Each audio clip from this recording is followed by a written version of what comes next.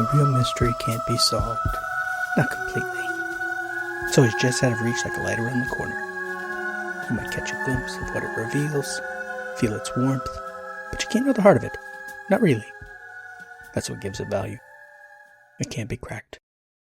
It's bigger than you and me, bigger than everything we know. That's Major Garland Briggs, but there's not much mystery in today's episode. I'm Professor Robert E.G. Black. Today, in our slow exploration currently of the opening titles, the next shot is the factory, the outside. Specifically, it's the Weyerhauser mill. Some background. This is from Special Collections of the University of Washington, an entry on the Snoqualmie Falls Lumber Company, specifically sourced from the Seattle Times, 20th December 2002. In the early 1890s, the town of North Bend was called Snoqualmie, and the town of Snoqualmie was called Snoqualmie Falls. What is now Snoqualmie got its name, and the railway depot that was originally slated to go to North Bend, by wooing railway officials when North Bend's founder, land speculator Will Taylor, who platted the city, I don't know what that means, platted, was out of town. Oh shit, I should have read this ad, that's funny. To avoid confusion, railroad officials created rules against nearby towns sharing similar names, and so forced what is now North Bend to change its name, and made Snoqualmie Falls drop Falls from the town's name. The railroad depot, on Railroad Avenue in Snoqualmie's old downtown core, soon attracted other business interests to the city. Edmund and Louisa Kinsey, who are believed to have purchased the first lots in the new town, quickly became community stalwarts. Newcomers flooded into Snoqualmie after an underground power plant was built at Snoqualmie Falls in the late 1890s, producing electricity and local jobs. A small company town, including a railroad depot, grew up around the falls. A second powerhouse was added in 1911. A few years later, in 1917, Snoqualmie Falls Lumber cut its first log. The owners of the second all-electric lumber mill in the country built their own company town, called Snoqualmie Falls, across the river and up a hill from Snoqualmie. At its peak, the mill town included 250 homes, a hotel, community center, 50-bed hospital, barber shop, grade school, boarding house for single men, and 8 bunkhouses built for Japanese workers. During World War I, soldiers were assigned to the mill and woods so that wood, an essential material for the war effort, could still be logged and processed. Though mill wages fell during the Great Depression, Snoqualmie Falls Lumber, which later became Weyerhauser, survived the hard times to enjoy the nation's post-World War II building boom that increased demand for lumber. By the 1950s, the idea of a mill town had fallen out of vogue. The houses at Snoqualmie Falls were in need of expensive maintenance, and mill workers, who rented from the company, wanted the chance to own their own homes. Many of the houses were moved across a temporary bridge on the Snoqualmie River to create the Williams addition to Snoqualmie in 1958. By 1960, Snoqualmie's population had stabilized at around 1,200 residents. By then, agriculture was no longer a major economic force in the community, but Weyerhauser's mill operations were still a mainstay. With the completion of Interstate 90 in the 1970s, more Snoqualmie residents began commuting to jobs outside the city. Still, over the next 30 years, only about 11 people were added to the city's rolls each year. In 1989, Weyerhauser closed its main mill above Snoqualmie. In 2002, the company announced it was shutting down its Snoqualmie dry kilns and planing plant. Closure, along with Weyerhauser's decision to mothball its White River mill in Enumclaw, effectively ended the company's 100-year logging operation in King County. Backtracking a little, this is from SnoqualmieValleyMuseum.org, originally published in 2004, written by David Batty. Dreams of efficient harvesting of Snoqualmie Valley timber began in 1900 when Weyerhauser purchased thousands of acres in western Washington from railroad interests. The Grandin Coast Lumber Company purchased railroad lands checkerboarded with the Weyerhauser holdings in the valley in 1906. By 1914, the feasibility of heavy investment in milling and marketing the exceptional timber resources of the Snoqualmie Valley bore fruit in the incorporation of the Snoqualmie Falls Lumber Company by Weyerhauser and Grandin Coast. With capitalization of $23 million, this was serious business. The plan was to build the second all-electric mill in the nation. The first such mill being an upgrade of Weyerhauser's Everett Mill B, completed in 1916. It is important to remember that the underground power plant at Snoqualmie Falls, the first hydroelectric plant in the state of Washington, went online in late 1898 and helped prove the viability of the alternating current system of power transmission over the direct current system espoused by Thomas Edison. The town of Snoqualmie did not have electricity until 1912, and outlying valley farms were without electricity until the late 1920s and early 1930s. Cutaway 2. This is from weyerhauser.com. Weyerhauser Company began more than 100 years ago with 900,000 acres of timberland, 3 employees, and a small office in Tacoma, Washington. Founded in 1900 by Frederick Weyerhauser, we've grown to become one of the largest sustainable forest products companies in the world. Jump forward a whole bunch. This is from the Seattle Times, 31st May 2003. Sarah Jean Green is the author. There is no ribbon-cutting equivalent when a community institution fades away, so there was no fanfare, no parades through town yesterday as the last workers at Weyerhauser's Snoqualmie mill shipped out their last lumber orders and quietly closed up shop for good. The last lumber passed through the wood finishing plant earlier this month at the mill, which had been in operation for more than 85 years.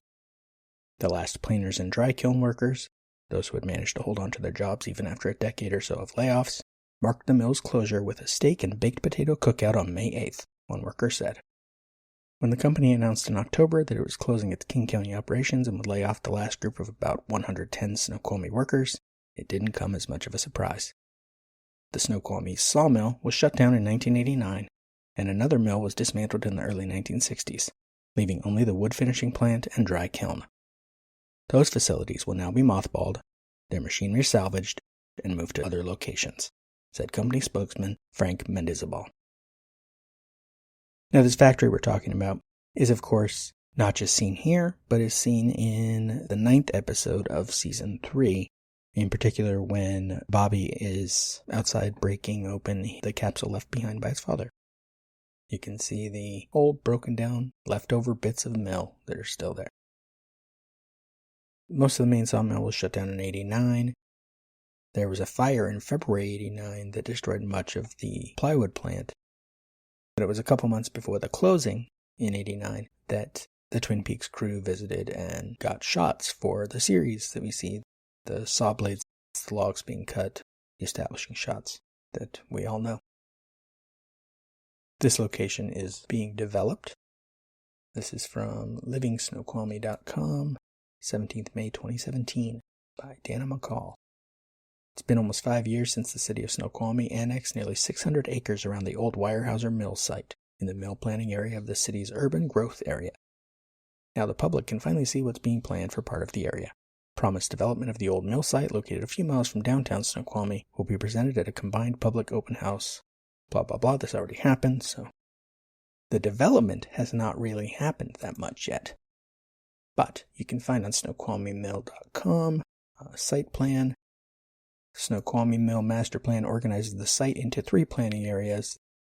These areas are intended to facilitate phased development of a compatible mix of land uses that can capture identified market and business opportunities. Bunch of modern business speak. Industrial and commercial uses are generally separated in the overall plan, except for the mixed-use area in Planning Area 1. The sequence and timing of each development phase or subphase will be responsive to market demand, to mitigation requirements, and to the timing of needed improvements in the surrounded areas. The specific area where the mill is would be in Planning Area 3, right across the street from Dirtfish Rally School, where they teach fancy race and stunt driving, and that building was notably used as a sheriff's station. Here in the beginning of the credits, though, it's of course, this is presumably the Packard Mill, and it is juxtaposed, as I was talking about last time, with that buried thrush. So what we get immediately at the opening credits is a bird sitting on a branch. This is nature, this is natural, it's still pleasant and fine. Immediately cut to a mill that cuts down these same trees that these birds sit in. And you get essentially a metaphor for the theme, which is small town being taken over by modern problems, violence and drugs, even in Season 1. Much more explicitly in Season 3, but still, that's the point of Season 1. Season 2. The murder of Laura Palmer is just the start, the thing that gets the ball rolling to reveal all of this shadow underneath, which will of course go into themes later with shadows and doppelgangers and all that. We're only a few seconds into the opening credits, and we already have this indication of nature being taken over by machines, buildings, society. I wouldn't say that David Lynch is trying to suggest we go back to nature, but he does certainly have a soft spot for the 1950s as this idealized Americana. Just look at Audrey's dress, look at the jukebox, look at the diner. This will keep coming up over and over again, but right here in these opening shots of the credits, we already kind of know that this show is about this conflict. It's like a tarot reading. You start with the two cards, certain formations, the one I know, the cross formation, you start with two cards in the middle, and their conflict is what matters. The bird is metaphor, I also said. Could be Laura, her soul. Laura as the soul of the town of Twin Peaks. And it fades to the smokestacks. And where there's smoke, of course there's fire. Fire! Walk with me! Coming back to Garland Briggs, remember, mystery is the most essential ingredient of life. Mystery creates wonder, which leads to curiosity, which in turn provides the ground for our desire to understand who and what we truly are. This has been a production of Lemming Drops Studio. You can find links to more at lemmingdrops.com. Follow the show on Twitter at Peaks Radio, and on Facebook and Instagram at Twin Peaks Radio, or join the Facebook group Lemming Drops Studio Tour. Also, you can support all my shows at patreon.com/lemmingdrops.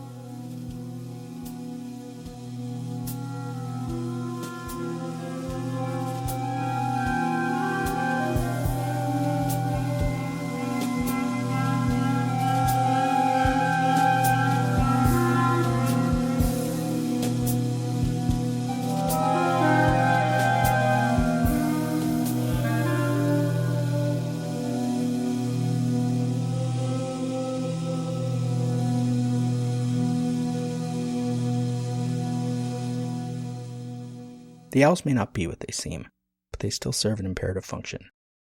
They remind us to look into the darkness.